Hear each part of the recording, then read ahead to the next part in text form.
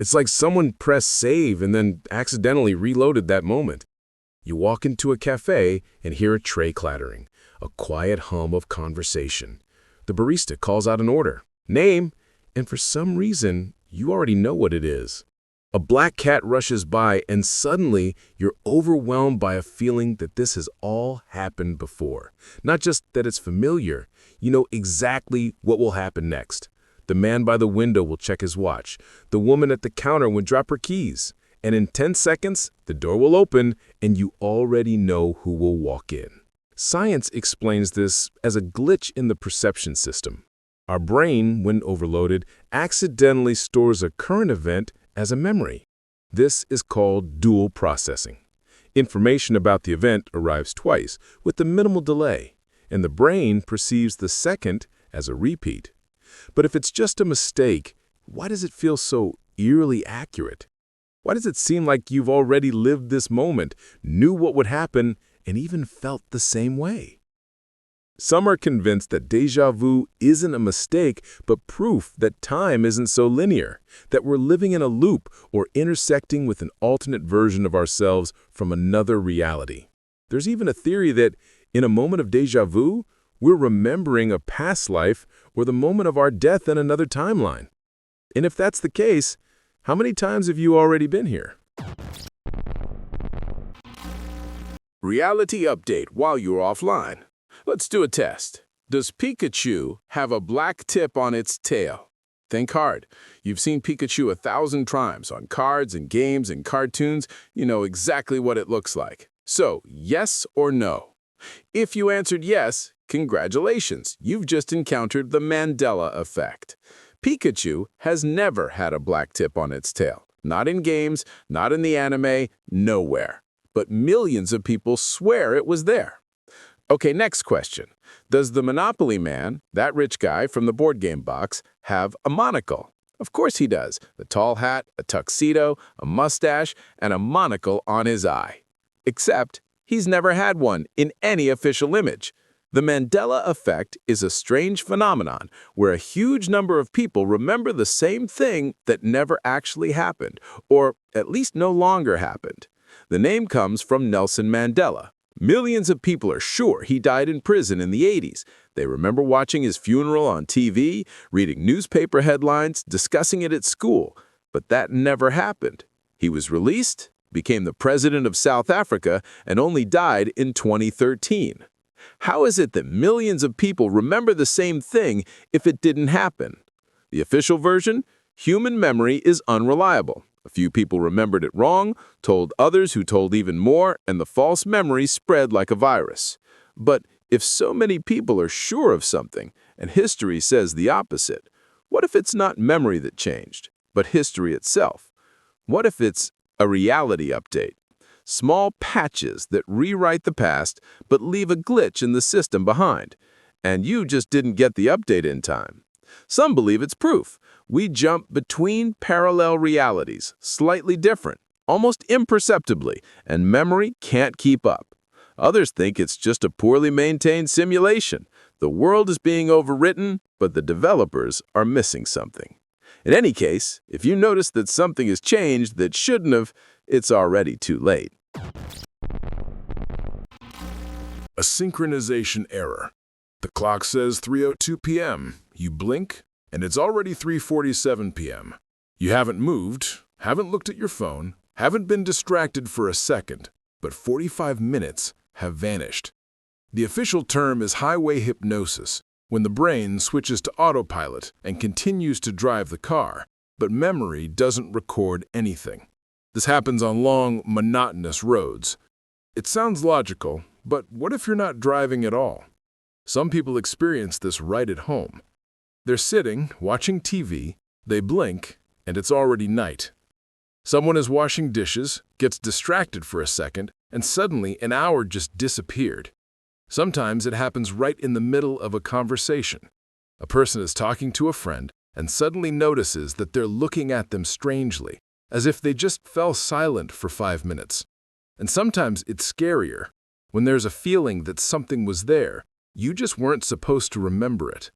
As if someone took and trimmed the timeline, cut out a moment, edited reality, removed fragments you weren't supposed to see, something that was never meant to be in your memory. When NPCs refuse to start the next event, you're walking down a busy street and suddenly a person falls to the ground, unconscious. People start to gather around, a crowd forms, and no one moves. Everyone just watches. You wait for someone to come over, maybe a doctor or just someone kind. But no one comes, no one does anything. This is the bystander effect, a strange glitch where the more people are around, the less likely it is that someone will intervene, because everyone thinks someone else has probably already called for help, but because everyone thinks that, no one does. And it gets even stranger. Cases have been documented where entire groups of people just stood and watched something terrible happen and didn't even try to help, even though it would have been incredibly simple. Someone chokes in a restaurant. A woman is being beaten in broad daylight. A child drowns in a fountain. But no one moves first. No one wants to take responsibility. Everyone seems to be stuck in standby mode, as if frozen in an idle animation until the main character appears and triggers the scene. And what if we entertain the thought, for just a second, that this isn't just psychology? What if some people really do act like NPCs? What if they only activate with a direct command? And if that's true, the next time you're in a crowd, just look around. Is everyone really playing the same game as you? A bug with NPC cloning. Imagine you're walking down the street, and suddenly you see yourself. Not a similar person, not a twin, but exactly you. The same face, the same clothes, the same movements. At first, your brain frantically searches for an explanation. A coincidence, a reflection in a store window, a trick of the light. But then this being looks directly at you, and you realize it knows. Since ancient times, people have reported encounters with their doubles, and it's almost always a bad omen. One of the most famous cases is Abraham Lincoln. A few days before his assassination, he saw his reflection in a mirror. But there were two reflections. One was normal, and the other was pale, almost ghostly. His wife didn't hesitate to interpret this as a sign that he would soon die. And as we know, it wasn't long before it happened. Of course, you could say that Lincoln was just overworked, that his brain created a false image, or maybe it was a glitch in the system. Maybe reality accidentally rendered two versions of you at the same time. Maybe you caught a glimpse of yourself from another timeline. Or maybe something else is trying to take your place. Whatever the case, if you ever see someone who looks exactly like you, turn around and run fast. A forced cutscene. Cannot be skipped. It happens in the middle of the night. Your eyes snap open. You see your room. The ceiling, the dim light from a street lamp outside the window. Everything seems normal, except for one thing. You can't move your arms or legs. Your entire body is completely paralyzed. You try to call for help, but no sound comes from your throat.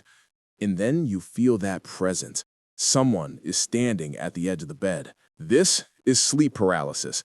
And if you haven't had to go through it yet, congratulations. You've avoided one of the worst free demos the human body offers. People describe it as being trapped inside your own body. Science says it's just a glitch in the sleep cycle. During the REM phase, muscles are paralyzed so you don't flail your arms in your sleep.